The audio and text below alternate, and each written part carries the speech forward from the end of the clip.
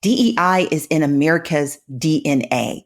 And when we let ourselves be siloed or treated as separate and divided because our differences are different, we allow those who revile those differences to pit us against one another instead of coming together, binding ourselves together under the banner of being proud Americans. And if we are proud Americans, we will stand up for one another and stand up for the diversity of our nation, for the equity of opportunity, and for inclusion in the American dream. Welcome to The Context, a podcast about the past, present, and future of democracy from the Charles F. Kettering Foundation. I'm your host, Alex Lovett. My guest today is Stacey Abrams. Abrams served in the Georgia House of Representatives from 2007 until 2017, including 6 years as minority leader. When she ran for Georgia governor in 2018, she was the first Black woman to be a gubernatorial nominee by a major party. Today, she's the Ronald W. Endowed Chair for Race and Black Politics at Howard University and the CEO of the film company SageWorks Productions. She's also launched a number of organizations to protect and advance democracy, including Fair Fight Action, the Southern Economic Advancement Project, and most recently, American Pride Rises. She's also just launched a new podcast from Crooked Media called Assembly Required. Abrams is probably most famous for her political career, and many people credit her organizing work for making Georgia a more politically competitive state. But she's also an accomplished lawyer, she's written 11 novels, including bestsellers, and she's founded several successful businesses. All of that is to say that Abrams is not only smart, but also has a wide range of knowledge and interests. So when she decides to focus her intellect and her energies on a new project, it's informed by both broad experience and intimate understanding of American politics. One project that Abrams is currently focused on, which you'll hear about in this interview, is arguing for the importance of diversity, equity, and inclusion, or DEI, and defending these values from attack. She's leading a new organization on this, the American Pride Rises Network. That name, American Pride Rises, is an appropriate one, because Abrams is telling a story about American history and American identity that we can all take pride in. We're used to thinking about the United States as a democratic republic, where we the people govern ourselves. But as Abrams points out, diversity, equity, and inclusion are fundamental values of democracy, and they've been part of our national story from the very beginning. Democracy is a form of government where all voices are included, and the wisdom of our collective decision-making is built on the diversity of perspectives. And as for equity, we've always sought to be a society where all citizens have a shot at success. That's why we built public schools early in our nation's history. We're used to thinking of the American dream in economic terms, but it's also a promise that hard work will be rewarded, regardless of wealth, connections, or background. Telling the American story that way doesn't mean that we should ignore the sins of our past, or that we should excuse ongoing failures to live up to our highest ideals. But it does give us a way to lay claim to those ideals, to say that the United States of America stands for something, and that our country has always been the best version of itself when we've broadened the circle of whose voices and votes are counted, when we make space for citizens who don't all look and think alike, and when we seek fairness for everyone. Abrams argues that diversity, equity, and inclusion are fundamental American values, and that's also how we understand democracy here at the Charles F. Kettering Foundation. Our mission is advancing inclusive democracies, and really no society deserves the label democracy unless it's also inclusive. The United States was founded on a beautiful vision of citizens collectively governing themselves, and we've come closer to that ideal as we've expanded the boundaries of citizenship and voting rights. That's how the Kettering Foundation sees democracy, and that's one of the reasons we think Abrams' voice is important right now. Not everyone sees it that way. Some people use the phrase DEI hire as an insult. There have been attempts to legislate against DEI in the majority of state legislatures and in the federal Congress, and just within the last couple of years, at least a dozen states have passed new anti-DEI laws. Many of these laws target public universities.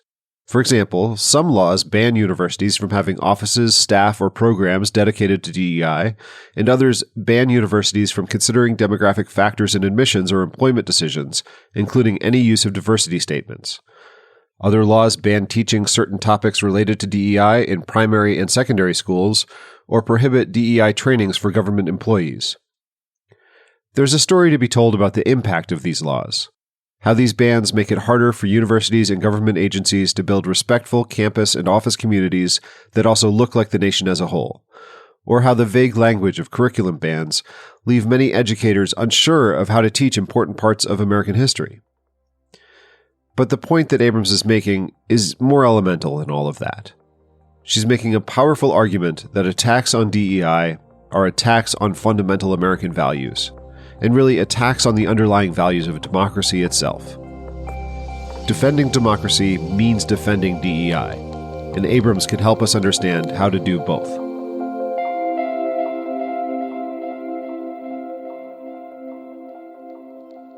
Stacey Abrams, welcome to The Context. Thank you for having me. So in this conversation, we're mostly going to focus on the topic of diversity, equity, and inclusion. But before we get there, I'd be remiss if I didn't ask your thoughts on this crazy election we're all living through right now.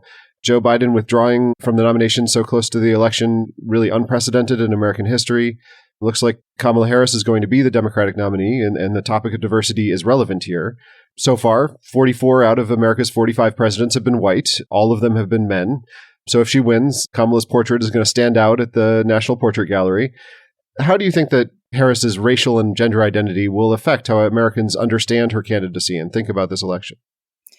We are a nation that prides itself on doing better, on making advancements, on righting past wrongs, but also creating new opportunities. Vice President Harris is emblematic of that advance. We are a nation that for too many years had a very constrained notion of leadership. That leadership notion expanded with the election of President Barack Obama. It expanded again with the nomination of Sarah Palin and the nomination of Hillary Clinton and with the nomination of Kamala Harris. And we have a chance again to expand that notion of what leadership not only looks like, but what it means. Each time we bring new voices to the table, each time we expand our ambit of understanding, what we create is a better country because more voices are heard, more experiences are validated, and better ideas come to the fore.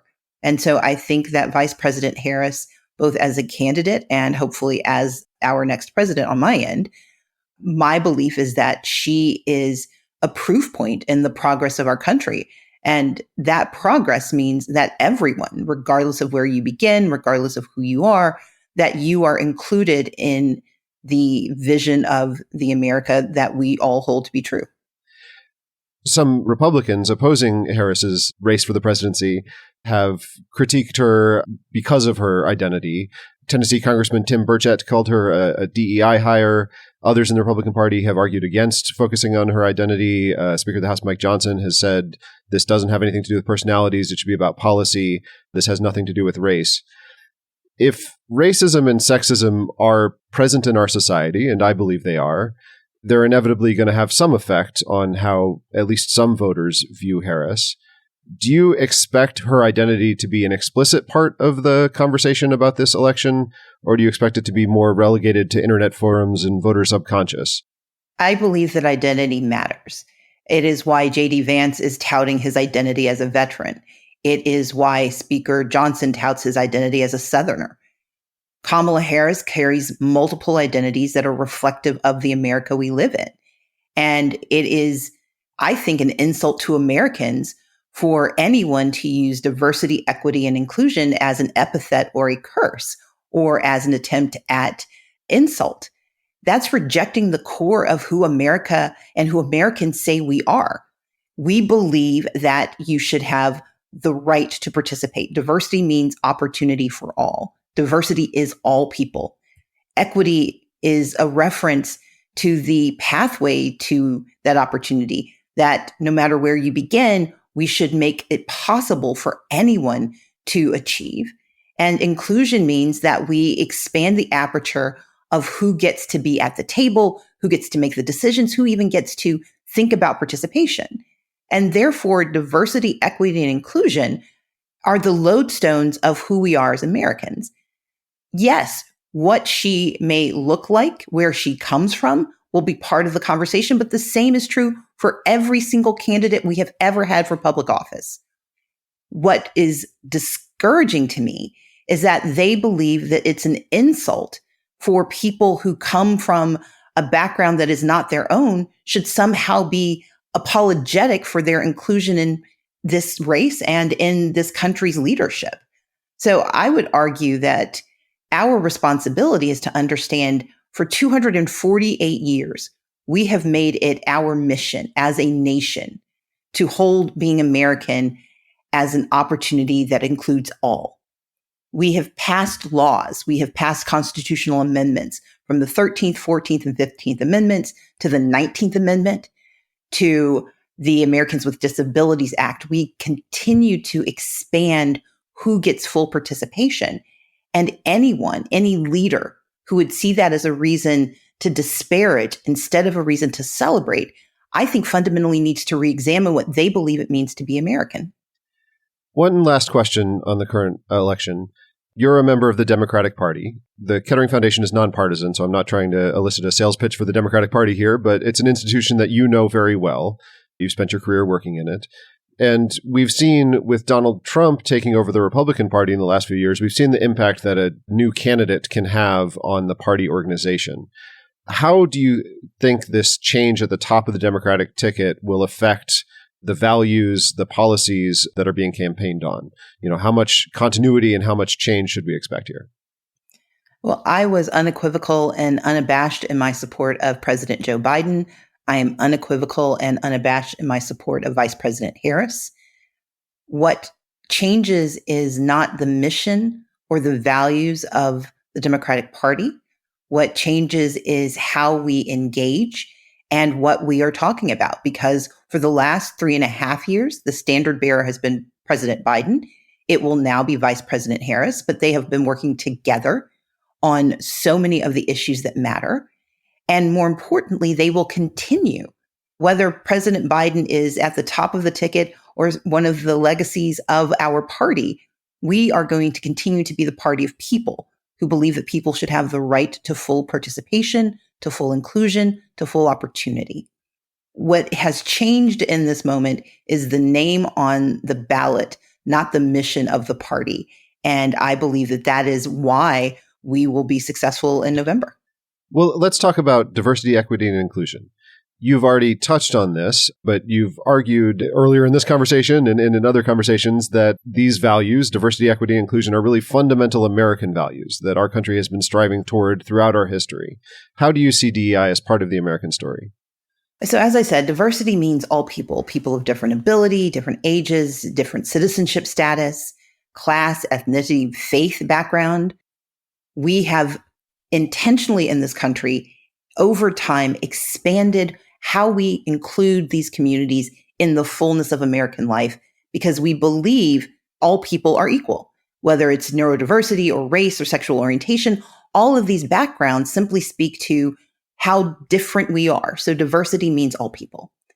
Equity is about fair access to opportunity. And that means that we have to understand that there have been historical and ongoing systems of inequality, that this is a corrective measure. We are trying to make ourselves better as a nation, and we are trying to lay the foundation for each person to achieve their fullest potential, which means that the communities and the neighborhoods and the families they're a part of will thrive. Inclusion fundamentally is about who gets to be a part of the American dream. And the organizations that we've created that are focusing on this issue are really centered around that idea that a person's distinctiveness and their background and their experience and the way they think of the world is valuable. In the corporate sector, it's called talent management. You pick people who can give you a new way to think and therefore increase your innovation and how you do well. And so we have to remember that as a nation, we began with a fundamental notion of diversity, equity, and inclusion. We just did a very poor job of implementation. And so for 248 years, we've been trying to correct the record. As I mentioned, it's the 13th, 14th, 15th Amendments. It's the Civil Rights Act of 1866 and 1964. It's the Voting Rights Act of 1965, but it's also Title I. It was the law that said that public education could not simply be an aspiration for young people. It had to be made relevant and real. And so let's say you grew up in Appalachia. You probably benefited from Title I schools. That was a DEI moment. It was a law designed to bring more people into full participation in education and therefore in the economy and in the operation of the world. And so I would argue that, just to go back to politics for a moment, Vice presidential nominee J.D. Vance is a strong recipient of DEI legislation because Title I provided economic access for education for so many poor children. But we're also talking about the Family Medical Leave Act, the Americans with Disabilities Act, the Respect for Marriage Act. DEI is in America's DNA. And when we let ourselves be siloed or treated as separate and divided because our differences are different, we allow those who revile those differences to pit us against one another instead of coming together, binding ourselves together under the banner of being proud Americans. And if we are proud Americans, we will stand up for one another and stand up for the diversity of our nation, for the equity of opportunity, and for inclusion in the American dream. So one reason I really love the story you're telling there and the way you're talking about American values is because it's, I think, true, but also inspiring. It's something we can rally behind and that all Americans can take pride in, despite the many sins of this country's past. But that inspiring story has to compete against other narratives that attack particular groups. For example, attacks on trans people, false arguments that immigrants are to blame for crime and economic problems. And democracy means that everyone's vote counts, even people with openly bigoted views. Mm-hmm. So how can hope and inclusion win the argument against hate and division? So we have to remember that the pathways to the American dream are fairly clear. It's education, what you know. It's the economy, what you do. And it's elections, who is in charge, who sets the terms and the rules for how we engage. When we see those who have divergent opinions, or I would say sometimes vile opinions about others, their right to those opinions are undergirded by DEI. So DEI is why it's okay for those opinions to exist. But the question is, do we follow those opinions or do we hold to our values? One of the ways to hold to your values is to not allow your values to be demonized by those who are wrong. And one of the reasons for me, the fight for DEI is so imperative at this moment is that we've allowed bullies, those who, by their own admission, despise diversity, revile equity, and dismiss inclusion. We are allowing them to set the terms of debate instead of holding to who we are. The name of the organizational network that we've created is American Pride Rises, because it is the pride of our nation that we correct our mistakes, that we expand who is allowed to participate, that we invite in differing opinions, and that those opinions get to be heard. But just because you get to be heard doesn't mean you get to win. So to your fundamental question, I do not diminish the legitimacy of every American to speak their minds, but that does not give you the right to silence others, or worse, to undercut and undermine the fundamental premise of this nation. True patriotism supports and defends DEI. True patriotism says that, yes, you have the right to speak, but you do not have the right to strip me of my citizenship, of my place in this country. There's been a lot of political discourse in this country about racial justice in the last few years, and often, kind of weirdly often, this has taken place through attacks on three-letter acronyms. Yes. So there have been attempts to delegitimize and demonize Black Lives Matter, or BLM, critical race theory, or CRT, now diversity, equity, and inclusion, or DEI. How do you see the through line through these attacks, and is there anything we can learn from previous experiences? So the opponents of DEI happen to have common cause with, if not identical identities to those who have attacked ESG, CRT, pick your initialism. And part of it is that we use initials as an opportunity to let people come into space, to give them a shorthand for what we believe. Patriotism is a complicated, complex, and very layered understanding, but we use one word to describe it. It means something different to some people, but we know what it is when we see it. We often use initialisms and acronyms as a shorthand for deeper meaning. And what we know is that opponents of those opportunities, particularly around issues of race, begin by delegitimizing what we know to be true. They try to delegitimize and demonize our value systems. CRT refers to critical race theory. It is an academic study of a bevy of laws that, by our own knowledge, existed in this country as recently as the 20th century. So just a few years ago. And yet, by being reductive and demonizing it, they were able to stop us from exploring what CRT actually referred to. They are trying to do the same with DEI, because if you attack the initials, you don't have to confront the intention. And the intention of diversity, equity, and inclusion is to create pathways for others to fully participate in our country. It is a movement about defending America's promise of equality, of dignity, of prosperity, of happiness. So we know that the opponents begin by delegitimizing and demonizing who we are and what we believe. Because often when you are mocked, you go inward. It's human behavior. Bullies started teaching us this in third grade. They would pick on us. They would mock our names. They would pick some foible they thought about you, and they would poke at it and they would make fun of it. And almost invariably, the instinctive reaction is to validate the attack. We can't do that. They're not right. They are absolutely wrong. So our first responsibility is to acknowledge that the tool of the bully is to demonize and to mock. Therefore, the response has to be to legitimize and celebrate.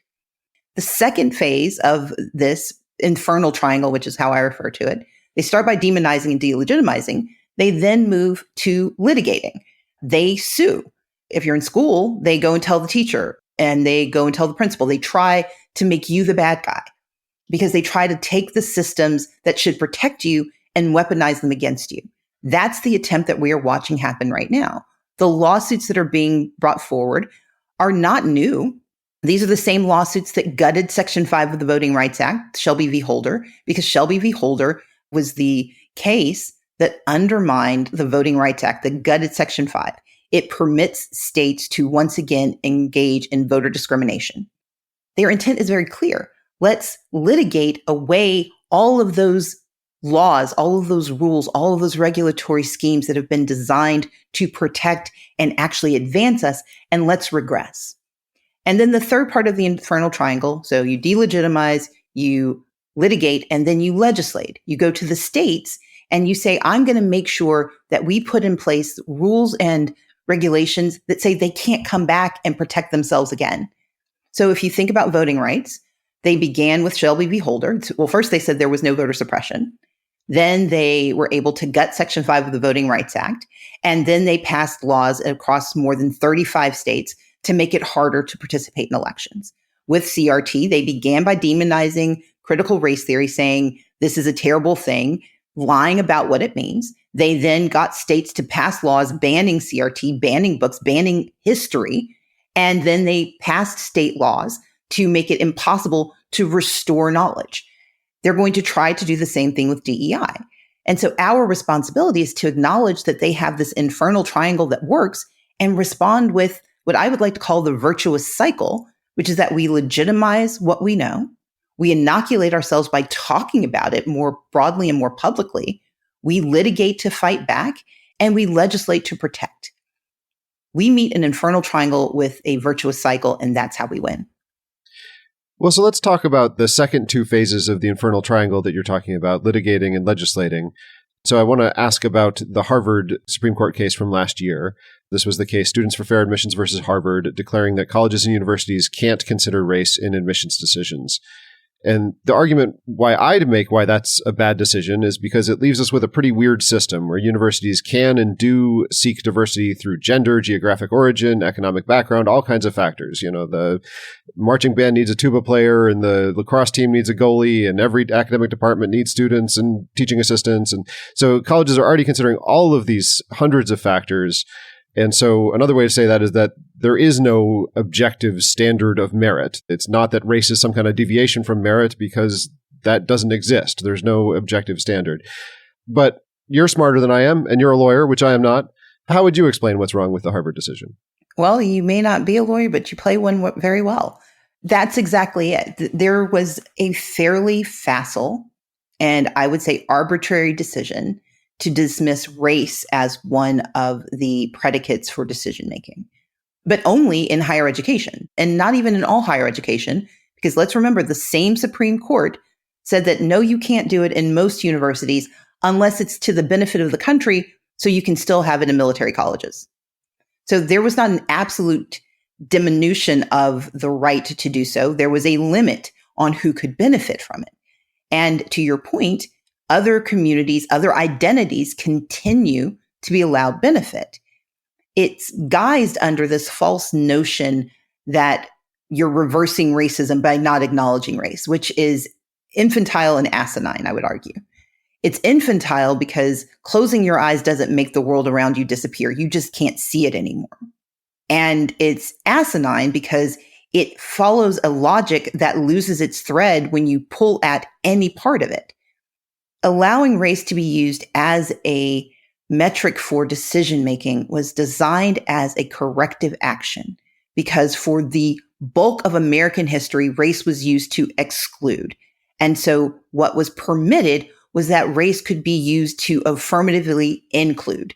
That's what affirmative action, taking action to affirmatively respond to past bad action. And one cannot say that 50 years of good action can erase 400 years of bad action. That's bad math, it's bad policy, it's bad law.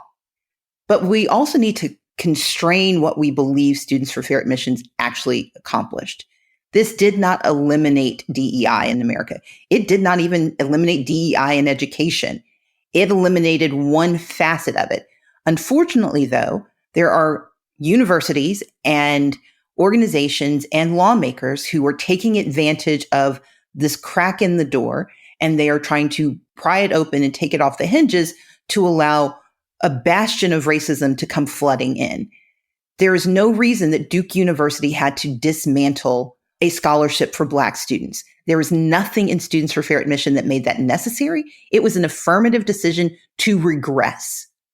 We know that the state of North Carolina, the state of Kansas, the state of Kentucky, that across this country, states are taking actions that allow them to affirmatively discriminate again.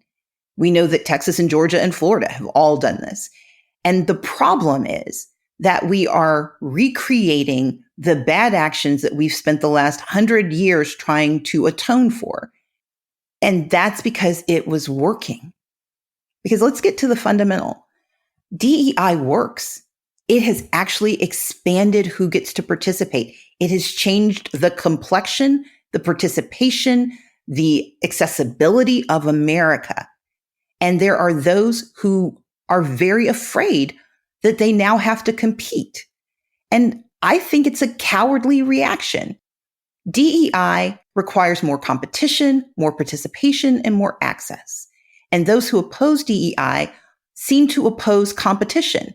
They seem to be very afraid of others getting to participate, and they deeply, deeply, deeply disparage access.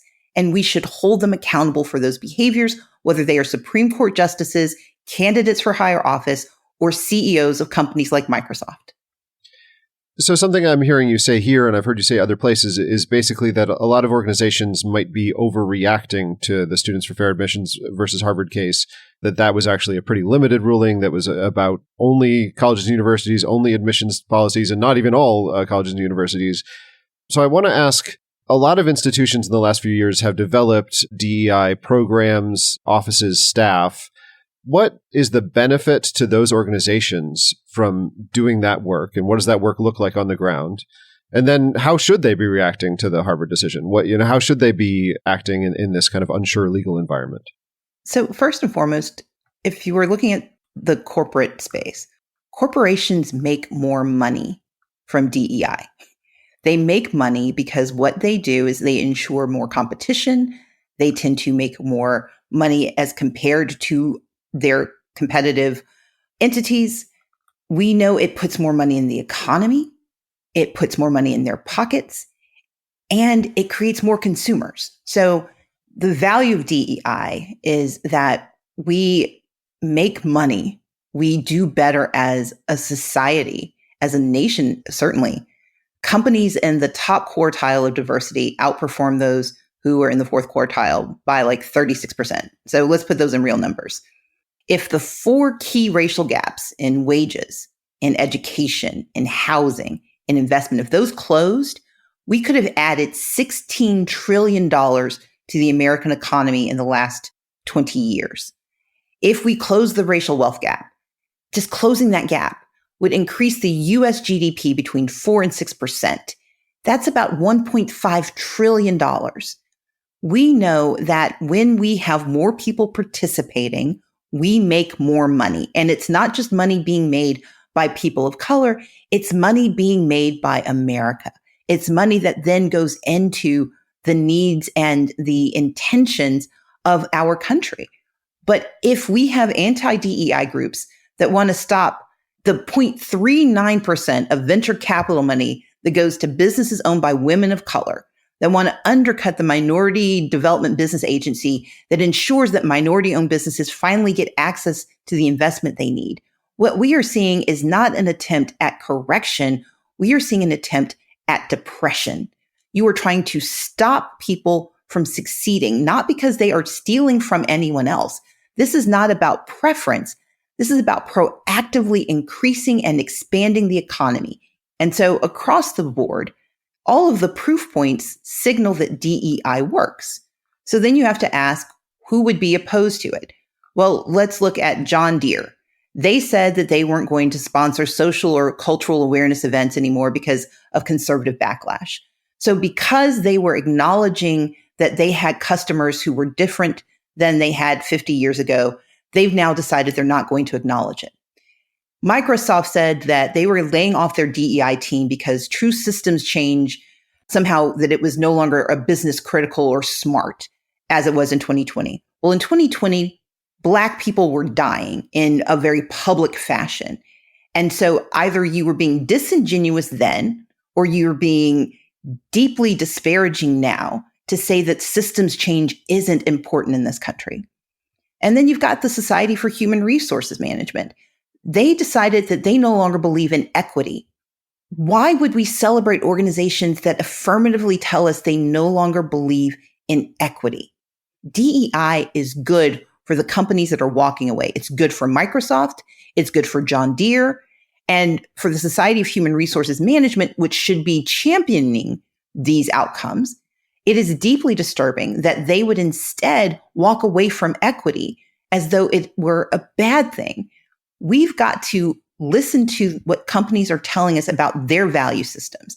And if they don't value making more money, expanding opportunity, and strengthening our country, we should look askance and we should ask why not. The backlash that people are feeling is constrained. And this goes to the other part of your question.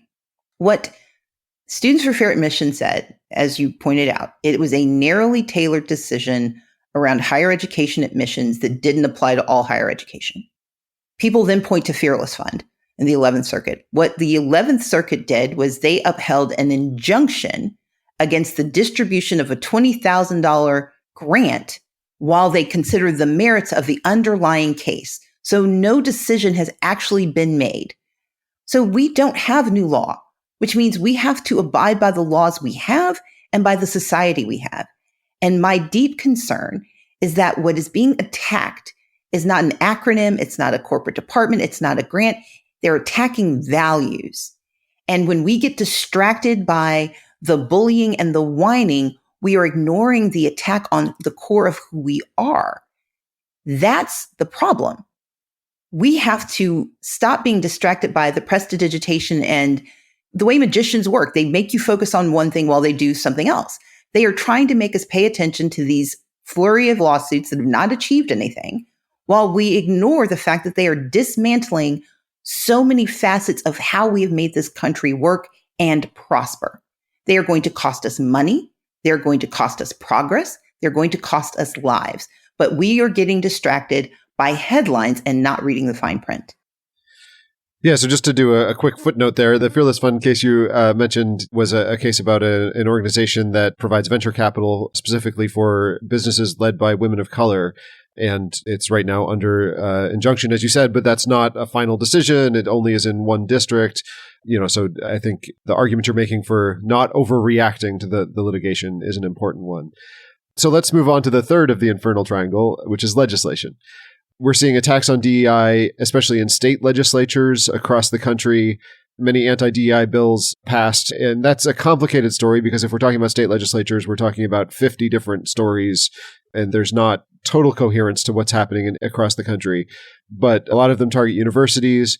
Can you walk us through kind of what are the major themes you're seeing in this anti-DEI legislation, and what are the most dangerous examples you're seeing? If we think about the architecture, you use litigation to remove the protective or expansive laws that have been put in place to correct for the remarkably narrow nation that we began with. And so we have seen laws put in place that expand the capacity of others to participate. And while race has been the primary focus of many of these lawsuits, let's not ignore the fact that there have been lawsuits that have now been lobbed against Title IX, which is about women. There's the Dobbs decision, which is about abortion rights. That was not a federal decision that eliminated access to abortion. It relegated abortion access to state decision-making. Voting rights, that's also DEI. That's about who gets to participate in elections, where racial discrimination was hereditary and historical. Gutting Section 5 did not say that the United States now believes in limiting who gets to vote. It said, we'll let the states decide if they're going to let you vote, because we're no longer going to force them and compel them to participate in a system that says if they're going to discriminate, they've got to get permission. Those are two incredibly important proof points, because in both of those cases, the litigation led to an elimination of federal protection, which meant that before, no matter which state you lived in, you had certain protections. After, you were limited to the protections that the 50 states were individually going to allow you.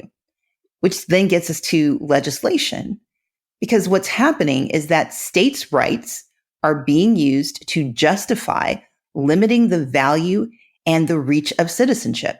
If you are a woman, there are 20 states in this nation that will not allow you fundamental medical care. If you are a citizen permitted to vote, you live in a number of states that have now taken advantage of the vitiation of Section 5 of the Voting Rights Act so that they can impose new limits on your right to vote. Every single time we see federal legislation fall or federal litigation, it is because they do not want the nation to be held accountable. They want individual states to now have permission to impose a limited value system and an aggressive discriminatory system on their targets. And so with Students for Fair Admissions, what happened was they said, as a federal matter, you can no longer use race. But what states heard is that we can now use that as a pretext for limiting what you can learn. So we are going to dismantle DEI offices. In the state of Texas, which has one of the largest populations of Latino students who are attending their universities, often first generation, it is now illegal to set up an office that attempts to help them integrate into and navigate what is often an overwhelming and complicated new world to be a part of. That's what anti-DEI law says. That if you are transgender or if you are in the LGBTQIA community at all, it is now impermissible for there to be an office that helps you respond to the aggressive and known discrimination that may attack you, because at the state level, your state has decided you no longer are entitled to that protection. And so this triangle works because communities have been told that there is no problem. Then litigation says that if there was a problem, the laws put in place shouldn't help you anymore. And now the legislation says, states, you have a free pass to be as discriminatory, as limited, and as harmful as you wish to be, because we are no longer operating as a nation. We're operating as 50 different fiefdoms, and you can value your citizens and your residents as you see fit. Well, let's touch on one more aspect of this, which has been an important part of your career until this point and is connected, as you point out, with DEI, which is voting rights. This is another case where it's pretty complicated because it's policies happening across 50 states. a wide range of policies that make it harder to vote, targeting, in some cases, particular demographic groups. What are some of the examples of ways that states are limiting access to the ballot? And how is this not just an issue of democracy, but an issue of racial justice?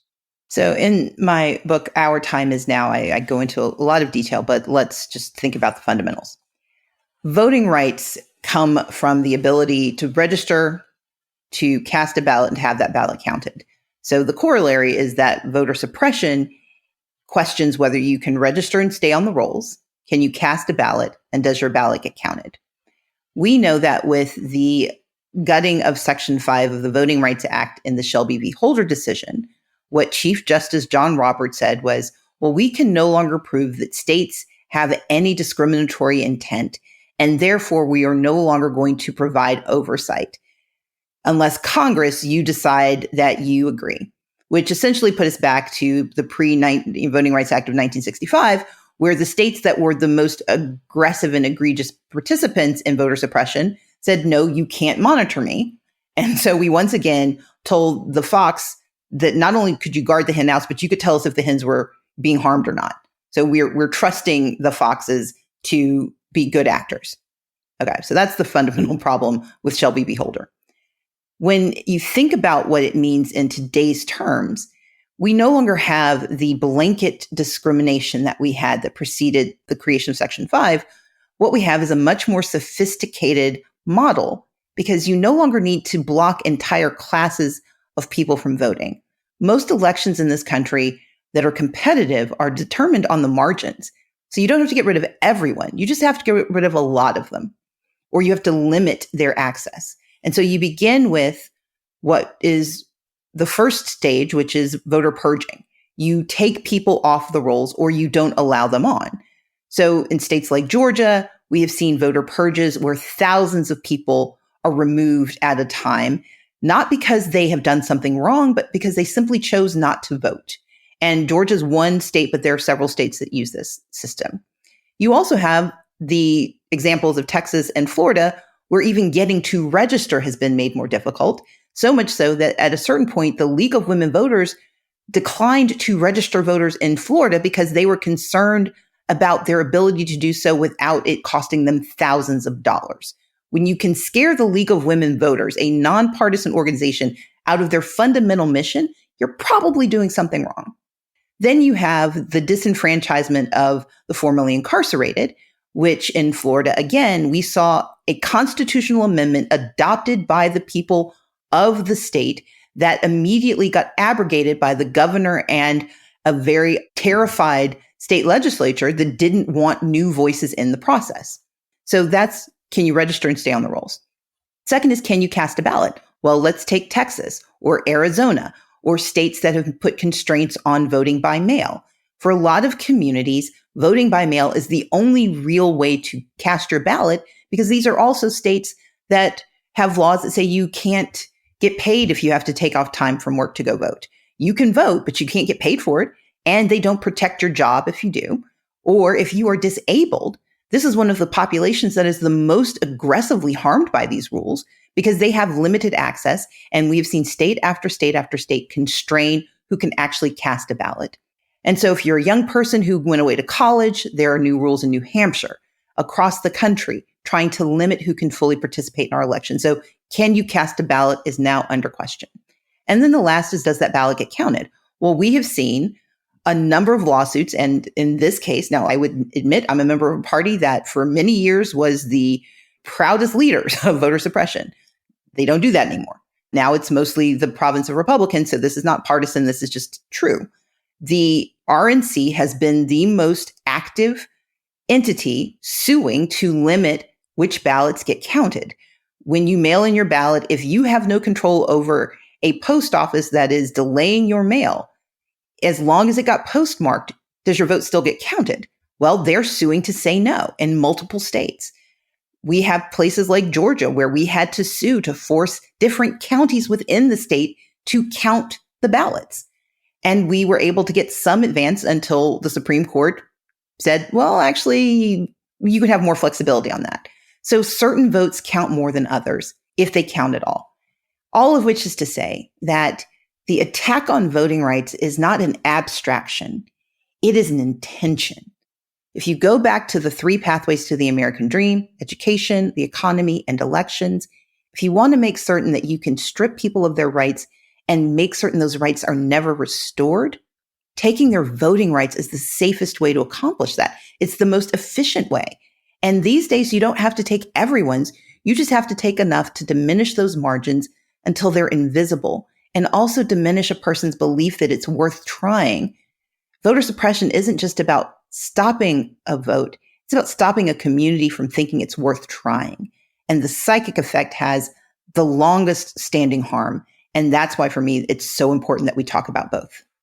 So we've just talked about a large-scale attack on American values in the attempt to delegitimize DEI, attack DEI practices through litigation and legislation, and then the attack on voting rights, on this fundamental value of the United States, which is democracy, the idea that we all get a say. So that's a big problem. For listeners of this show that may be thinking, wow, that sounds like a problem, what can I do to help? What can they do to help?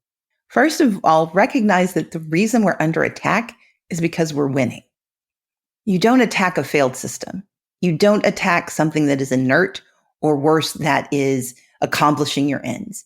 And if the end that is sought is to eliminate diversity, equity, and inclusion, then we are winning and they are losing. So we've got to enter this as gladiators. We've got to know we are on the ascendance. And when you're on the ascent, you cannot then be distracted by those who would pretend that you are losing. Because, as I said, that is a tactic. It is not a truth. They are trying to distract us from what we know is actually working. And so I described our infernal triangle. Our job is to follow the virtuous cycle. 1, we have to legitimize what we know.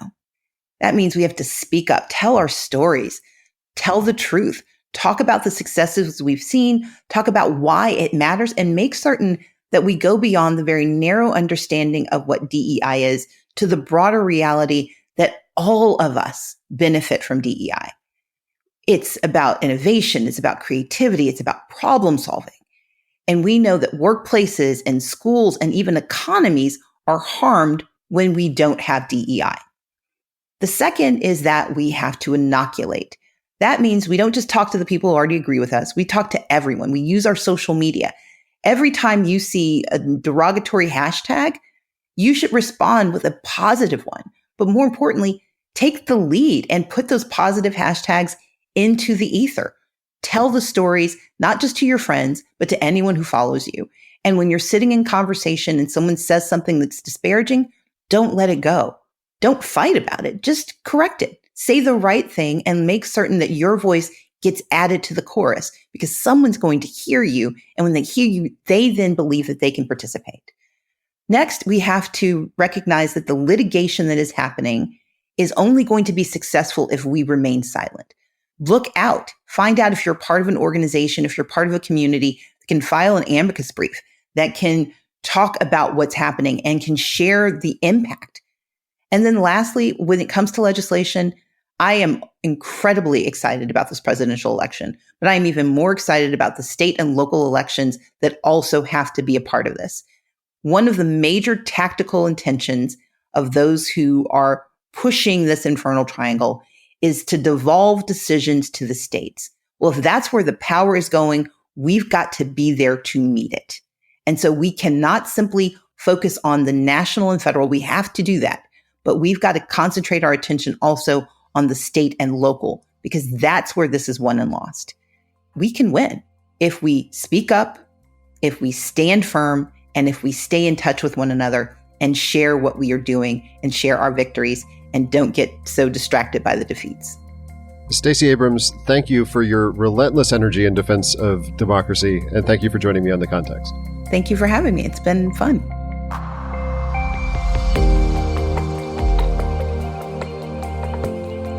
The Context is a production of the Charles F. Kettering Foundation. If you listen to podcasts regularly, you'll have heard basically every single host ask you to rate and review their shows, or to help promote them through word of mouth. The reason we all ask this of you is because these really are the most important ways that podcasts build their audiences. So why don't you take a minute and head to Apple Podcasts or wherever you listen and leave a review for your favorite show. And if that isn't the context, well, hey, maybe leave us a positive rating too. I'm Alex Lovett, a Senior Program Officer and Historian with the Foundation.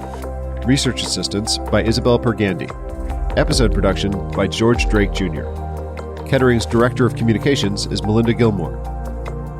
You can learn more about the Kettering Foundation or subscribe to our newsletter on our website, kettering.org. If you have questions or comments about the show, drop us a note. Our email is thecontext@kettering.org. We'll be back in this feed in 2 weeks with another conversation about democracy.